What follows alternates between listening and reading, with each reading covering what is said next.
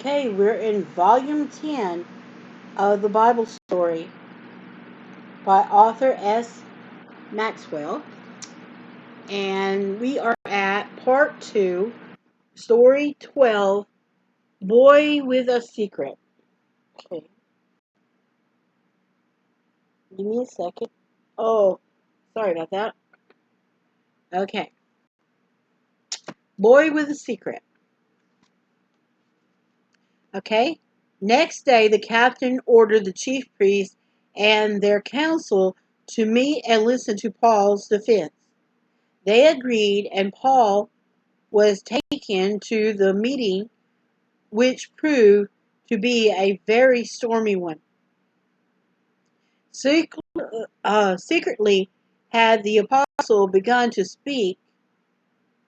Scarcely had the apostle begun to speak when a great clamor arose. Some took his part, others opposed him. The room was filled with angry shouts.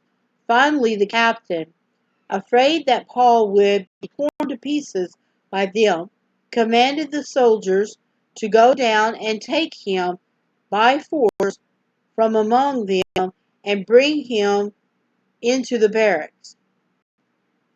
So the Romans saved Paul's life again, but he was discouraged.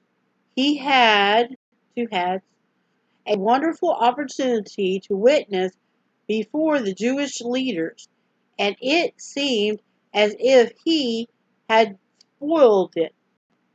But Jesus knew he had done his best, and the next night the Lord stood by him and said, "Take courage, for as you have testified about me in Jerusalem, so you must bear witness also at Rome." So this is the time he was told that he was going to Rome. Okay? This cheered his heart, for he had always wanted to see Rome, and now he knew that his life would be spared until this dream has come true.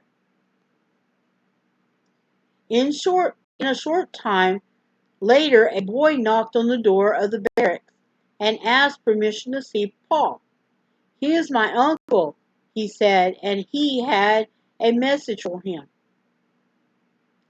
The boy proved to be Paul's sister's son, his own nephew. "What news do you uh, what news do you bring me?" asked Paul. Excitedly the boy told his story. He had learned of the plot that had been laid to take his uncle's life. About 40 men had sworn not to eat or drink until they killed him. They had asked the chief priest to ask the captain to bring Paul to the council again. They planned to murder him on the way. "Very interesting," I hear Paul saying.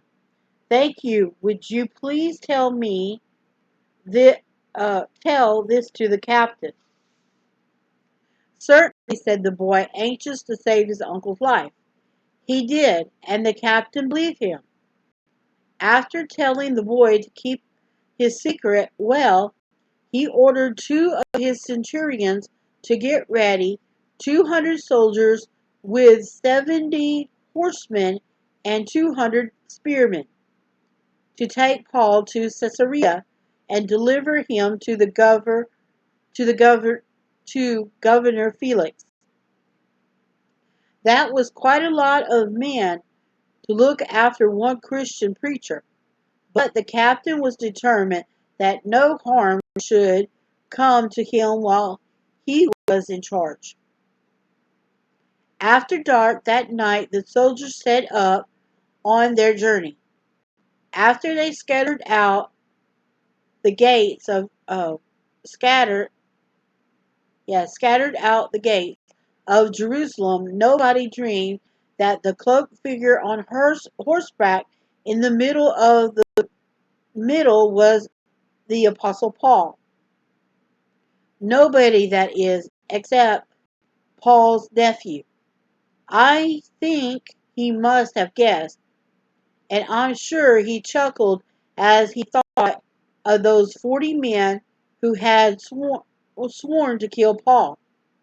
If they kept their oath, they would go hungry for a long, long time. And then it has up here at the top, it's got a little boy talking to the centurion sitting on a leopard skin, and then you have the little boy watching as the group goes by, going by to Caesarea down at the bottom. So this is what it looks like on the pages.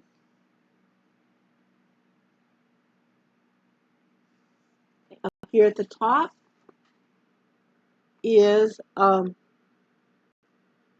the boy or Paul's sister's son telling them about it.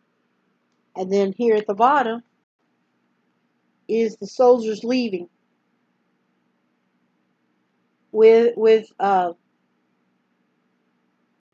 hooded Saul, and the people and the guy and the little boy in the background laughing because the folks are going to be starving, and they're going to have to break their oath to eat.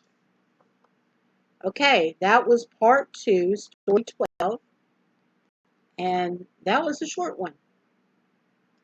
So once we get done with, I'm going to stop it, and then we're going to go back to our stories in just a minute.